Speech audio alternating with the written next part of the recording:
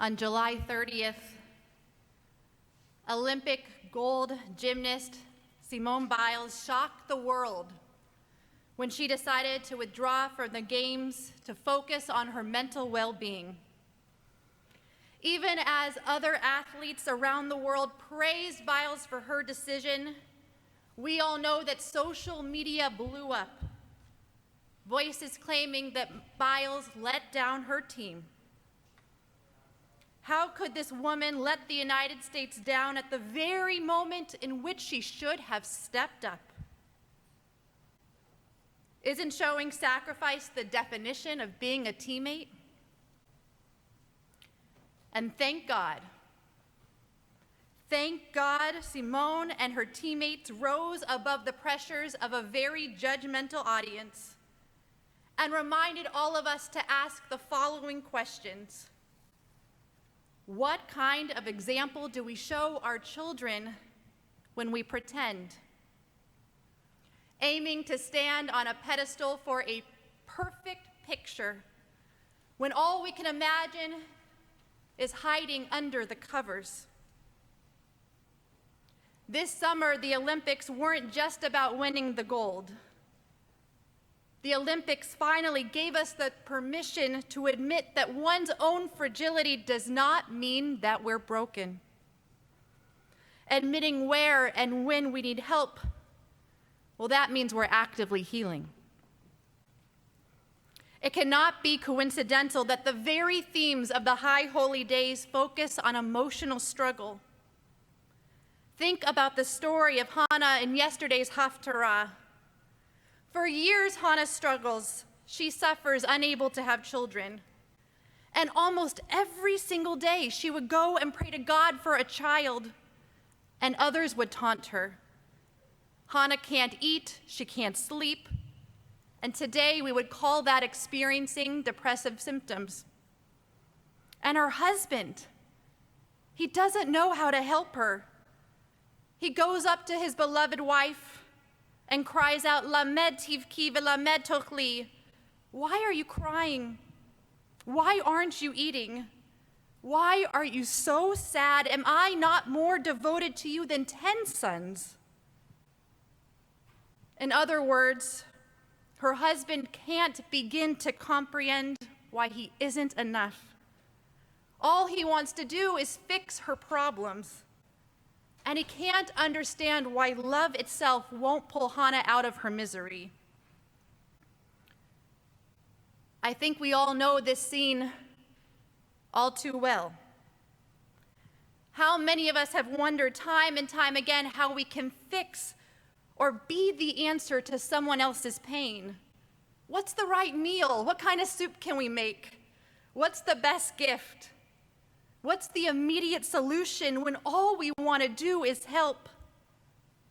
But struck by the pain of loss or mourning, or even unable to understand or name why we feel so desperately sad, we pray for the quickest remedy. We pray for the easiest antidote. Because isn't that what we've been taught all along? Inside, we may be crumbling, but on the outside, pull it together.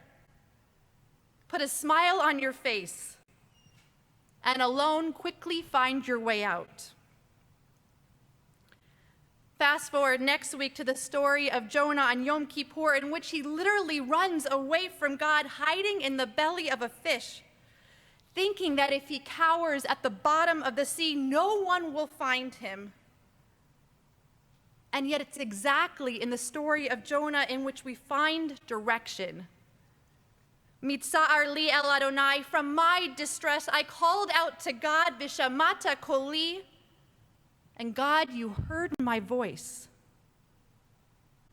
Jonah slowly emerges from hiding when he knows that God is really listening. Healing, mental and emotional healing. It occurs not through quick solutions, but begins by validating someone else's story, by hearing the pain in their voice and looking them right in the eye and saying, I see that you are hurt, and I'm not going to pretend anymore that you're not. I'm ready to listen, and I'm not going anywhere. In the book, The New Black, Mourning, Melancholia, and Depression, author Darian Leader reminds us that it was a common tradition to hire professional mourners for funeral services. He explains that as professional mourners publicly cried over the dead, only then would mourners feel comfortable publicly crying as well. And our tradition is no different. In response to the destruction of Jerusalem, the prophet Jeremiah says, "Consider now, call for the wailing women to come, send for the most skillful of them. Let them come quickly and wail until our eyes overflow with tears and water streams from our eyelids."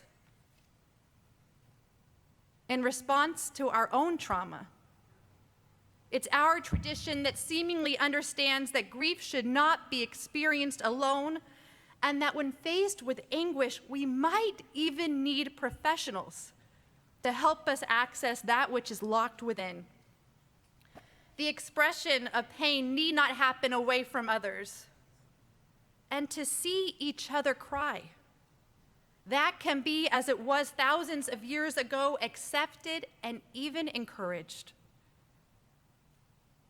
Our Jewish faith asks us to witness each other's vulnerabilities not as weaknesses, but as layers of a bandaged, healing heart, a heart still pumping, still beating, still living, still loving. And that is why this morning I'm so proud to stand before you and announce the launch of our Sinai Temple Mental Health Center. As a benefit to our members and to our staff, our mental health center serves as a point of validation, a place of respite for the many of us that face mental and emotional struggles. Director of our center, licensed clinical social worker Carolyn Hoffman, has hit the ground running in offering her consultation and her support. She serves as a resource for our entire community and is creating bereavement and COVID re-entry groups as a means of connection where and when loneliness so easily takes root. On behalf of our clergy and our leadership, we express immense gratitude to the Frederick D. Rosen and Nadine Schiff Rosen Family Foundation for underwriting our center. You paved the way in synagogues, seeing the totality of the human spirit. Additionally, we thank the Jewish Community Foundation of Los Angeles for supporting the mental well-being of our synagogue staff. There's a story in the Talmud in which Rabbi Yossi goes for a walk in the middle of the night and he sees a blind man coming towards him. And the blind man is holding a torch in his hands. And Rabbi Yossi says to the man, "My son, why do you hold the torch if you cannot see?" And the blind man responds, "As long as I hold this torch in my hand, other people see me. And they save me from the pits and the thorns and the thistles that will harm me." No one who is struggling with mental or emotional health should feel as if they must hold a torch in their hand so others see their pain, where otherwise mental health would remain hidden in the dark. On this Rosh Hashanah, we acknowledge someone else's emotional struggle. We acknowledge our own emotional struggle. And we recognize that pain is only one aspect of someone else's identity. And when we do that, in that acknowledgement, we become the lamp bearer. When another calls out mitzara in distress, we must face forward instead of inching backwards. And as we turn towards each other, the purpose of our creation on Rosh Hashanah is as clear as day. We are the sources of comfort, and we are the healers of souls. The psalmist teaches that God is near the brokenhearted. When our hearts are broken, God is closer than ever. God doesn't run away, and neither should we. Shana Tova.